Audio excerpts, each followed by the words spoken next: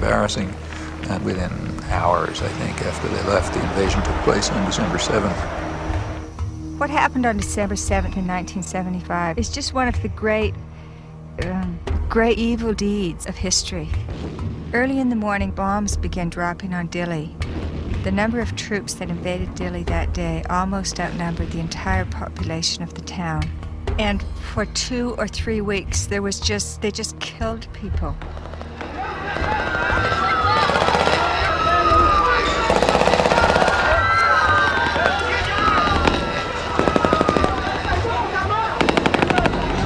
So the Timorese were fleeing into the jungles by the thousands. By late 1977-78, Indonesia set up receiving centers for those Timorese who came out of the jungle waving white flags. Those the Indonesians thought were more educated or who were suspected of belonging to Frelimo or other opposition parties were immediately killed. They took women aside and flew them off to Dili in helicopters for use by the Indonesian soldiers. They killed children and babies. But in those days, their main strategy and their main weapon was starvation. By 1978, it was approaching really genocidal levels. The church and other sources estimated about 200,000 people killed. The U.S. backed it all the way. The U.S. provided 90% of the arms.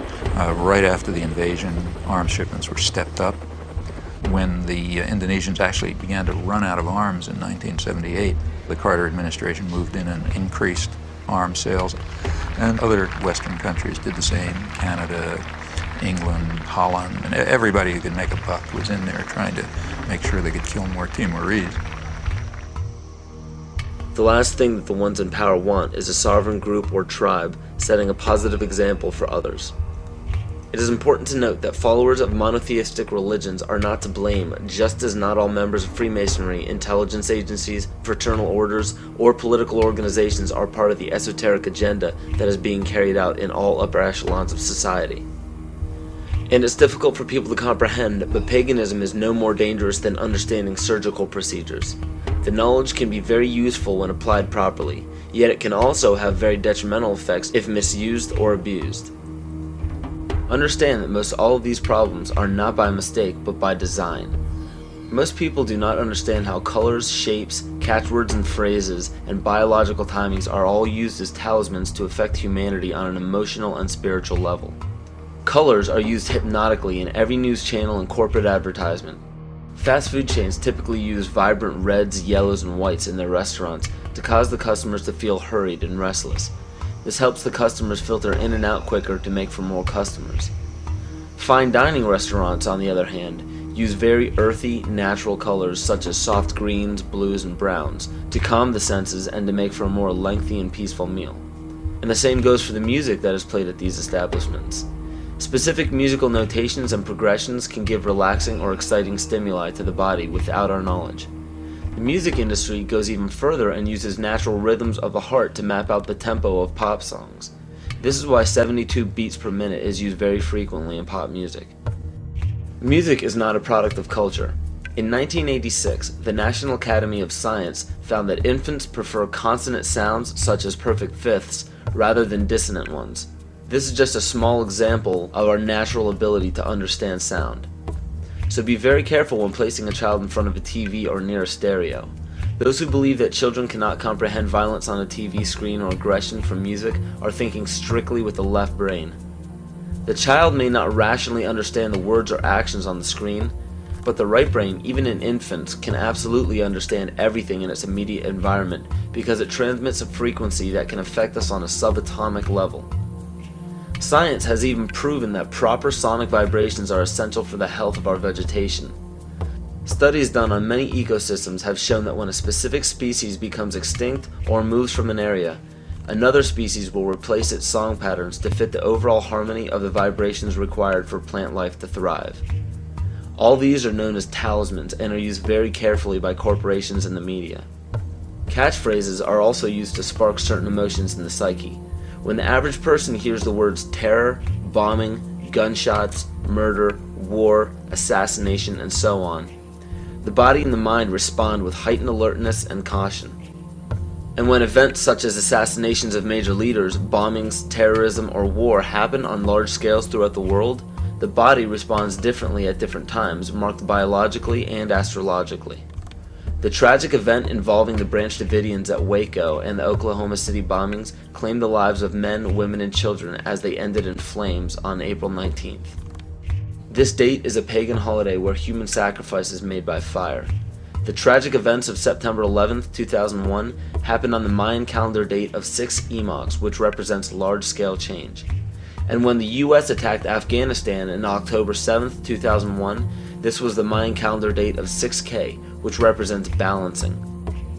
Please understand that these weren't prophecies or predictions. The Mayans simply understood the body's natural cycles. So these unfortunate events are not by chance. One needs only to look at the result of the major political decisions of the United States since the inception of the United Nations to catch a glimpse of the ultimate goal. Every major war, assassination, terrorist attack, or security weakness exposed has two specific common themes. 1. The unfortunate event makes worldwide news and scares or angers the public. And 2.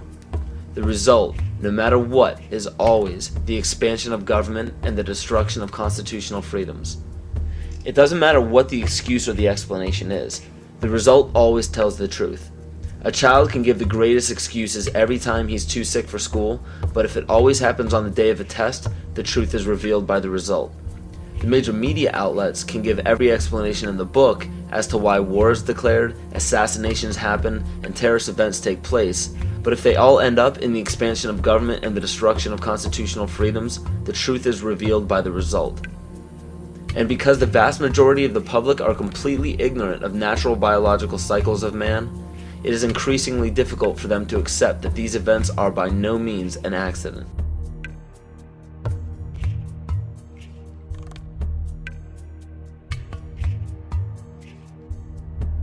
In my rolling on the floor and trying to protect myself from the heat and being in the pitch black, not able to see, that the voices of those behind me screaming kind of got through to me.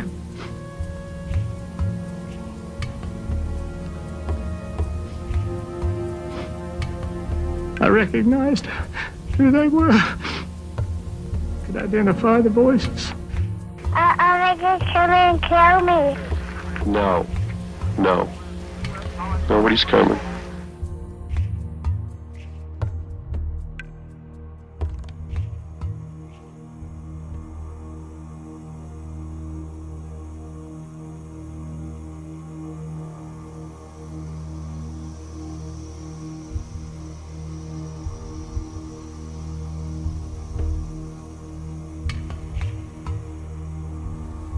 A statement reportedly made by Attorney General Janet Reno during an interview on 60 Minutes.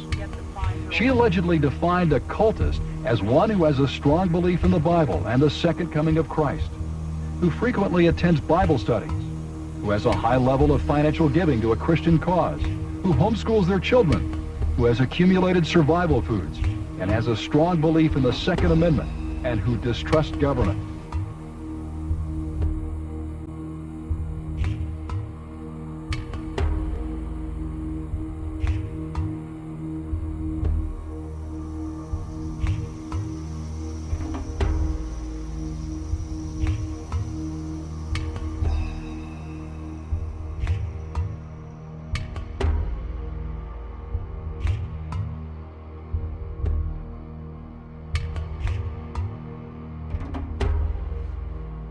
Through federal authorities that a second bomb has been found inside that federal building in Oklahoma City. It was an explosion at 9 o'clock this morning that did that damage you're looking at right there.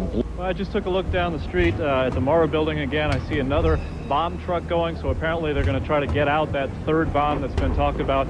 At the present time, the medical teams downtown are unable to get into the wreckage to retrieve more of the injured because of the presence of other bombs in the area. I've been told by the police department that just as soon as those bombs are defused, they will permit the medical teams to enter. Now, we're also hearing from some witnesses on the scene that they've overheard from firefighters that were first on the scene that there was a possibility that there was a secondary explosive device besides the car bomb device outside the building, and that device may have been placed near the nursery.